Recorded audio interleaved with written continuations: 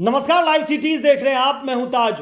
बिहार सरकार जमीनों को लेकर पूरी सजग है, एक्टिव है और कहीं भी वो जमीनों का कोई मामला देख रही है फौरन उसका निष्पादन के लिए कहा जा रहा है।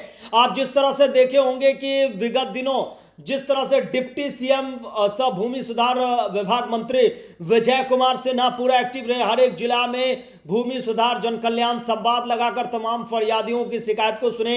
इसके अलावा जो भी अधिकारी 3-5 कर रहे थे, इधर उधर कर रहे थे, उन्हें ऑन द स्पॉट वो सस्पेंड कर दे रहे थे। सीओ हो, कर्मचारी हो, उन्हें फौरन जो है आदेश दिया जाता था कि इस तरह का मामला ना करे। और जो भी शिकायत जिसमें लगता था कि विभागीय लापरवाही है, अधिकारी की मनमानी है, उन्हें फौरन जो है आदेश, सख्त आदेश जारी करते हुए निलंबित कर दिया जाता था। लेकिन अभी आपको बता दें कि जमीन, बिहार में जमीनों को लेकर फिर से एक नया आदेश जारी हो गया है और संशोधन, आपको बदलाव देखने को मिलेगा, जिसके बारे में विचार चल रहा है और कहिए कि अब वो लागू भी हो जाएगा, क्योंकि जमीन को लेकर इतने फ्रॉड हो रहे हैं। लोग एक ही जमीन को 2 बार बेच रहे हैं और कोई सरकारी जमीन पर दावा कर दे रहे हैं, सरकारी जमीन को भी खरीद फरोख्त इधर उधर कर दे रहे हैं, कोई बिना पर्ची कटाए, बासगीत का पर्ची कटाए, कैसे भी करके जमीनों का हेर फेर कर रहे हैं। इसको लेकर और जो भी बेचने वाले हैं, क्रेता विक्रेता हैं, इसको लेकर भी एक नया नियम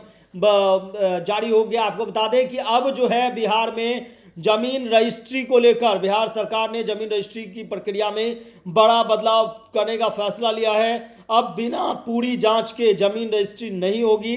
ई निबंधन पोर्टल पर पहले सारी जानकारी देनी होगी, इसके बाद ही अधिकारी 10 दिन में रिपोर्ट जारी करेंगे। बिहार में अब जमीन खरीदना पहले से थोड़ा अलग और ज़्यादा सुरक्षित होने वाला है। यानी कि आपको बता दें कि बिना पूरी जांच के पहले निबंधन के साइट पे हर एक कुछ दर्शाना पड़ेगा कि आखिर ये ज़मीन है किसकी, इसमें हिस्सेदार कौन है, कितना भाई है, कितना क्या है, और जो ज़मीन बेच रहा है उसका इसमें कितना हिस्सा होगा, ये सब पहले स्पष्ट होना चाहिए। ऐसा होता है कि भाई भाई में विवाद रहता है और ज़मीन बंटवारा नहीं होने के कारण कोई ज़्यादा बेच देता है, बाद में लड़ाई की नौबत आ जाती है। इसको लेकर जो है अब नियम में बदलाव है। रजिस्ट्री के पहले ही सारी जानकारी देनी होगी कि हाँ आपका हिस्सा कितना है, आप इस ज़मीन के कितने के मालिक हैं, ज़मीन का कुल रकबा कितना है, डिसमिल कितना है, इसके अलावा पैसे का जो लेन देन है वो कितना है, कैसे कनेक्ट है ये ज़मीन, ये सब का ब्यौरा आपको पहले ही देना होगा। नई व्यवस्था के तहत खरीदार को सबसे पहले ई निबंधन पोर्टल पर अपना अकाउंट बनाना होगा।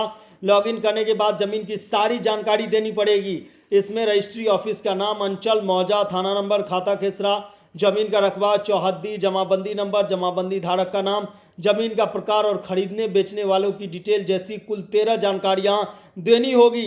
सारी जानकारी भरने के बाद पोर्टल पर एक ऑप्शन मिलेगा कि क्या आप जमीन की मौजूदा हालत जानना चाहते हैं। अगर हाँ तो आप आवेदन अपने आप अंचलाधिकारी और सीओ के पास पहुंच जाएगा और वो समझ जाएंगे कि ये ज़मीन की अब खरीद बिक्री होने वाली है। इससे धोखाधड़ी पर रोक लगेगी। 3-5 का जो भी काम कर रहे हैं, हेर फेर कर रहे हैं, अपना ज़मीन ना होके किसी दूसरे का ज़मीन या तीसरे का ज़मीन या फिर ज़बरदस्ती जो है इसमें काम करते हैं, पैसा खा लेते हैं, बाद में लोग कोर्ट का चक्कर लगाते हैं। इसके अलावा भाई भाई का विवाद बना रहता है, भाई बहन का विवाद बना रहता है, पिता पुत्र का और वंशावली का विवाद बना रहता है। लेकिन अब जो है रजिस्ट्री से पहले ही सारे काम देने पड़ेंगे। फिलहाल के लिए इतना ही। अगर आप लाइव सिटीज को यूट्यूब पर देख रहे हैं, चैनल को सब्सक्राइब करें, फेसबुक पेज को लाइक करें। धन्यवाद।